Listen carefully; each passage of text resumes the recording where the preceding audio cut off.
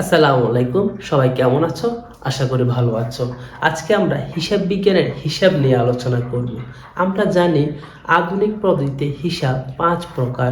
1 হলো সম্পদ, 2 হলো দায়, 3 হলো আয়, 4 হলো ব্যয়, 5 হলো মালিকানা সত্ত্ব। এই আমরা হিসাবকে আবার আমরা দুটি অংশে ভাগ করতে পারি। প্রথম অংশে সাধারণত সম্পদ হিসাব, দায় হিসাব এবং মালিকানা সত্ত্ব হিসাব। দ্বিতীয় অংশে আয় হিসাব এবং ব্যয় হিসাব। প্রথম অংশই সম্পদ হিসাব, দায় হিসাব এবং মালিকানা সত্ত্ব হিসাবকে রিয়েল অ্যাকাউন্টস অথবা বাস্তব হিসাব বলে থাকি, এবং দ্বিতীয় হিসাবে আয় হিসাব এবং ব্যয় হিসাবকে আমরা নমিনাল অ্যাকাউন্টস অথবা নামিক হিসাব বলে থাকি। প্রথম অংশকে আমরা সাধারণত আর্থিক অবস্থার বিবরণীতে দেখতে পাই, এবং দ্বিতীয় অংশকে আমরা বিশদ আয় বিবরণী অথবা শুধু আয় বিবরণী দেখতে পাই। আজকে আমরা শুধু আর্থিক অবস্থার বিবরণী নিয়ে আলোচনা করব। আর্থিক অবস্থার বিবরণী সাধারণত যার হিসাব বিজ্ঞান জ্ঞান আছে, যার হিসাব বিজ্ঞান জ্ঞান নাই, দুজনেই এই হিসাবটা তৈরি করতে পারে।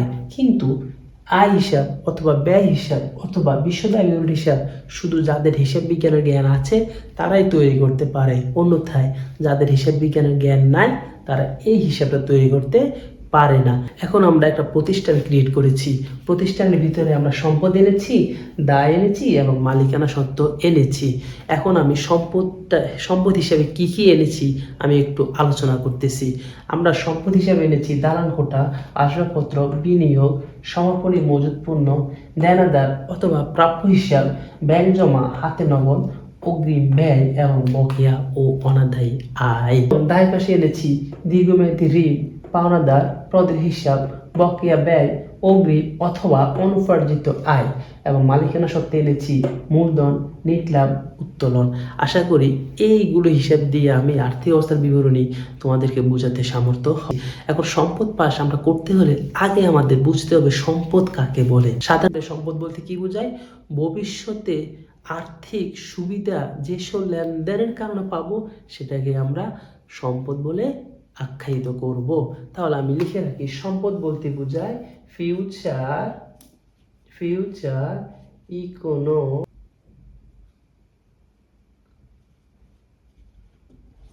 বেনিফিটস। তাহলে ফিউচার ইকোনমিক বেনিফিটস বা ভবিষ্যতে আর্থিক সুবিধা অথবা ভবিষ্যতে অর্থনৈতিক সুবিধা। এখন দেখো, দালান কোঠা এবং আসবাবপত্র।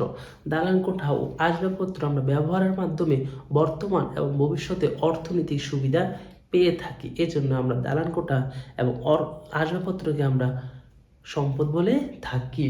দেখো, আমি নিয়ে এসেছি বিনিয়োগ। বিনিয়োগ বলতে কি, আমরা সাধারণত বিনিয়োগ করি আমরা ফিউচারে অর্থনৈতিক সুবিধা পাওয়ার জন্যই।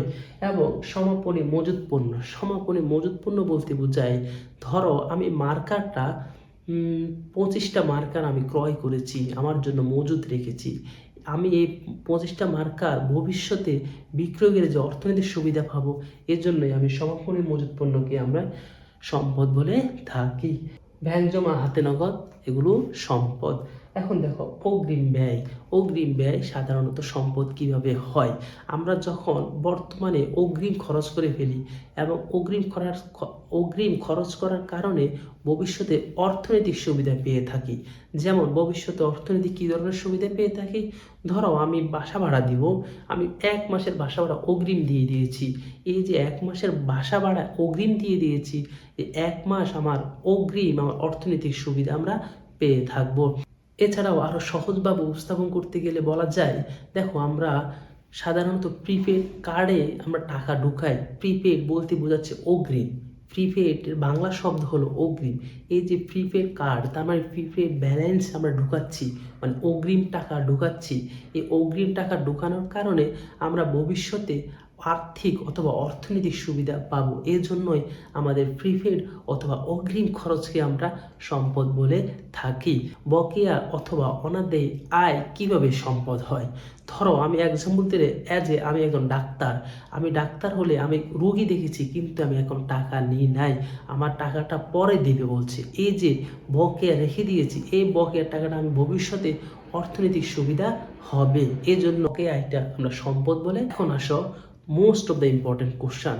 আমরা যখন একটা প্রতিষ্ঠান অথবা একটা অর্গানাইজেশন ক্রিয়েট করেছি, এই প্রতিষ্ঠান অথবা অর্গানাইজেশনে দুইভাবে টাকা আসতে পারে, দুইভাবে মূলধন আসতে পারে, দুইভাবে সম্পদ আসতে পারে, অথবা দুইভাবে অ্যাসেট আসতে পারে। কীভাবে? একটা হচ্ছে মালিক সরাসরি দিবে, আর দুই হলো থার্ড পার্টি থেকে নেবে। 10,000 টাকা আসছে সম্পদ, আমরা 10,000 টাকার সম্পদ নিয়ে এসেছি। মনে রাখবা, এই যে অর্গানাইজেশন ক্রিয়েট করেছি, এখানে সম্পদগুলো যে নিয়ে আসছি, এই সম্পদগুলো দুইটা পার্টি কন্ট্রিবিউশন করবে। একটা হলো মালিক পক্ষ আর অন্যটা হলো থার্ড পার্টি থেকে। এবং মালিক পক্ষ ধরো আমি মালিক পক্ষ, তাহলে আমি মালিক পক্ষ হলো আমি নিজে মূলধন নিতে পারি, অথবা আমার বাবা মার থেকে টাকা এনে আমি মূলধন দিতে পারি, অথবা আমি ব্যাংক থেকে ঋণ নিয়ে আমি মূলধন দিতে পারি, অথবা আমি অন্য কার থেকে ধার করে টাকা আনতে পারি, সম্পদ আনতে পারি। এই যে থার্ড পার্টি থেকে, এই যে ব্যাংক থেকে, এই যে বাবা মার থেকে, এগুলো হলো থার্ড পার্টি। আর আমি যেগুলো দিছি এগুলো হচ্ছে মালিক পক্ষ। এখন আসো দায় সমূহ বলতে কি বোঝায়? থার্ড পার্টি থেকে আমাদের যে টাকাগুলো দেওয়া হয়েছে এটাকে আমরা বলে থাকি দায় হিসাব। যেমন দীর্ঘমেয়াদী ঋণ, আমি ব্যাংক থেকে ঋণ নিয়েছি আমার প্রতিষ্ঠানের সম্পদ আনার জন্য, তাহলে ব্যাংক থেকে ঋণ, এটা হলো থার্ড পার্টি। এবং পাওনাদার ও প্রদেয় হিসাব, এটা হলো দেনাদার এবং প্রাপ্য হিসাবের বিপরীত। প্রাপ্য হিসাব বা দেনাদার টাকা আমি পাবো, এবং পাওনাদার এবং দেনাদার আমি টাকা দিব, কারণ আমার থেকে তারা টাকা পাবে, আমি থার্ড পার্টিকে টাকা দিব। এখন দেখো বকেয়া ব্যয় বলতে কি বোঝায়? আমি ধরো আমার প্রতিষ্ঠানে একটা কর্মচারী কাজ করেছে, অথবা আমার প্রতিষ্ঠানে বেতন দিতে হবে, কিন্তু আমি 1 মাসের বেতনটা দিই নাই।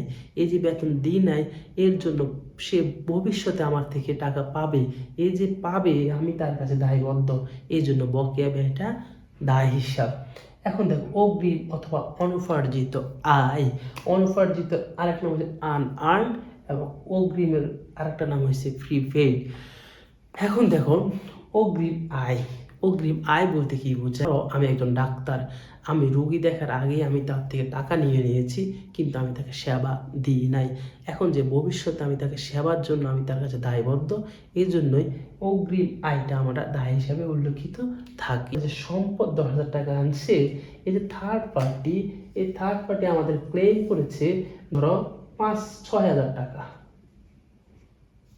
তাহলে আমার প্রতিষ্ঠানের সম্পদ আছে 10,000 টাকা, এবং থার্ড পার্টি বলছে আপনার প্রতিষ্ঠানে যে 10,000 টাকা সম্পদ আছে, এর থেকে আমার 6,000 টাকা আছে, এই জন্য আমি থার্ড পার্টিকে 6,000 টাকা দিয়ে দিলাম। তাহলে আর যে টাকাগুলো আছে এগুলো তো নিঃসন্দেহে মালিক পক্ষের। তাহলে এই যে মালিক পক্ষে, এই যে মালিকানা সত্ত্ব, এটা হলো মালিক পক্ষের বা আমার, এই মালিক পক্ষ হলো 4,000 টাকা। তাহলে দেখো মালিক পক্ষের এখানে 4,000 টাকা, এবং এই যে থার্ড পার্টি থেকে হলো 6,000 টাকা, এবং মালিক পক্ষের যে অ্যাসেট আছে, সম্পদ আছে, এটা হলো 10,000 টাকা। তাহলে 10,000 টাকা হলো মালিক পক্ষের সম্পদ। এই সম্পদগুলো নিয়ে আসতে মালিক পক্ষ থার্ড পার্টি থেকে নিয়েছে 6,000 টাকার সম্পদ, এবং মালিক নিজে প্রদান করা হয়েছে 4,000 টাকা। দেখো মালিক পক্ষে কি কি এনেছি? মালিক পক্ষে এনেছি মূলধন, মালিক পক্ষে এনেছি নিটলাভ, মালিক পক্ষে এনেছি উত্তোলন, মালিক পক্ষ মূলধন। তাহলে মালিক পক্ষ এই অ্যাসেটগুলো তৈরি করতে বা সম্পদগুলো নিতে মালিক পক্ষ নিজে মূলধন দিতে পারে। তাহলে মালিক পক্ষ নিজে ইচ্ছে হলে মূলধন প্রথমে দিতে পারে, আবার প্রয়োজন হলে মাঝামাঝি দিতে পারে, আবার প্রয়োজন হলে শেষেও দিতে পারে। তাহলে মালিক পক্ষ মূলধনটা যে কোনো সময় প্রতিষ্ঠানে নিয়ে আসতে পারে। দ্বিতীয় হচ্ছে নিট লাভ হচ্ছে মালিক পক্ষ খরচ এবং আয়ের যে পার্থক্য, ওখানে যে লাভটা হয় সে লাভটা মালিক পক্ষ দিয়ে সম্পদ আনতে পারে। যেমন এক্সাম্পল, আমার ধরো খরচ হয়েছে আমার 700 টাকা, এবং আমার রেভিনিউ বা আয় হয়েছে আমার 1,000 টাকা। তাহলে 1,000 টাকা বেশি এবং খরচ হয়েছে আমার 700 টাকা, তাহলে এখানে 300 টাকা লাভ হয়েছে, ওকে নিজে ক্লেম দিতে পারবে যে 300 টাকা মালিক পক্ষে। এছাড়াও মালিক পক্ষ প্রয়োজনে টাকা উত্তোলন করতে পারে। টাকা প্রয়োজন হয়েছে, কিছু টাকা নিয়ে গেছে, তাহলে ব্যবসায়ী যদি মালিক পক্ষ দেয় তাহলে যোগ হয়, তাহলে মালিক পক্ষ নিয়ে গেলে কি হবে? বিয়োগ হবে। তাহলে দেখো এক্সাম্পল, দেখো মালিক পক্ষের মূলধন হচ্ছে 4,000 টাকা, ধরো মূলধন মালিক পক্ষ করলো 6,000 টাকা, তাহলে মালিক পক্ষ মূলধন 6,000 টাকা, এবং নিট লাভ করছে ধরো 1,000 টাকা, যে মালিক পক্ষ 1,000 টাকা, মালিক পক্ষ 7,000 টাকা। এখন দেখো মালিক পক্ষ উত্তোলন যে কোনো সময় কিছু টাকা উত্তোলন করে ফেলছে, তাহলে উত্তোলন করছে ধরো 3,000 টাকা, তাহলে দেখো মালিক ফকরার কত আছে, 4,000 টাকা। তার এই 10,000 টাকার একটা অংশ থার্ড পার্টি নিবে, আর বাকি অংশ কি বলো দেখি, মালিক নিজের। তাহলে এই হলো সম্পদ এবং দায় এবং মালিকানা সত্ত্ব নিয়ে আমাদের আজকের ক্লাস। পরবর্তী ক্লাসে আমি আয় এবং ব্যয় অথবা নামিক হিসাব অথবা বিশদ আয় বিবরণ নিয়ে আলোচনা করব। সবাই ভালো থাকো, সুস্থ থাকো। আসসালামু আলাইকুম।